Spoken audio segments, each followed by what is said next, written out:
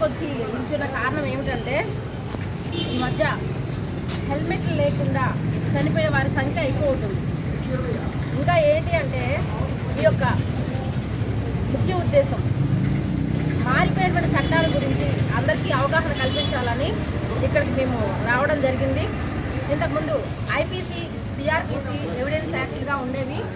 ఇప్పుడు దాన్ని మార్చేసి బిఎన్ఎస్, భారతీయ న్యాయ సేవ అని ఒకటి ఎవిడెన్స్ యాక్ట్లో వచ్చేసి అన్నీ మార్చేశారు. ఈ మార్చేసినవి మీకు తెలియాలనే ముఖ్య ఉద్దేశంతో మండల్ లీగల్ సర్వీసెస్ అథారిటీ వాళ్ళు, సుప్రీంకోర్టు వాళ్ళు ప్రతి ఒక్క చోట క్యాంపెయిన్ నిర్వహించి వాళ్ళకి ప్రజలకి అవగాహన కల్పించండి అని చెప్పడం జరిగింది. Ignorance of law is a crime అంటే మాకు తెలియదు అని చెప్పినా కానీ మీరు ఇచ్చినారు.